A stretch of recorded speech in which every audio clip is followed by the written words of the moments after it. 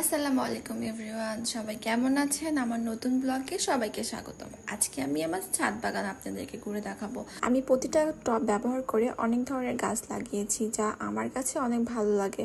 গাছ লাগাতে কারই না ভালো লাগে, পরিবেশের জন্য আমাদের গাছ অনেক উপকার। বেশিরভাগ সময় আমি ফুল গাছটা বেশি ব্যবহার করেছি, কারণ ফুল আমার অনেক পছন্দ। আর আমার না, প্রতিটা নারীর কাছেই ফুল অনেক পছন্দ।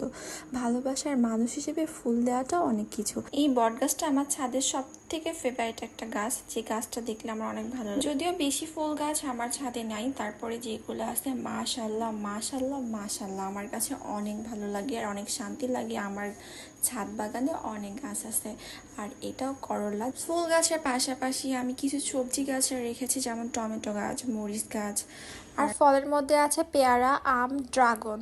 আর এবার আমার গাছে অনেক আম আসছে। আমি সারাদিন যতটুকু সময় পাই গাছগুলোকে পরিচর্যা করি। কোনো গাছই ছোট না, সব গাছকে ভালোবেসে করলে অনেক শান্তি পাওয়া যায়, তাই না? তেমনটা আমারও অনেক ভালো লাগে যে আম গাছে কত আম আসছে। টমেটোগুলো বেশি বড় হয় নাই, তারপরে অনেকগুলো আসছে, খুব ভালো লাগতেছে। মরিচ গাছে ফুলও আসছে, মরিচ আসছে, যা আমার কাছে ভালোই লাগছে। টুকটাক গাছ থাকলে কারি না ভালো লাগে, তাই না? কিন্তু প্রচুর পরিমাণ পেয়ারা আসছে, আর ভালোই লাগতেছে। আজকে বিকেলের পরিবেশটা অনেক সুন্দর ছিল। আল্লাহ হাফেজ।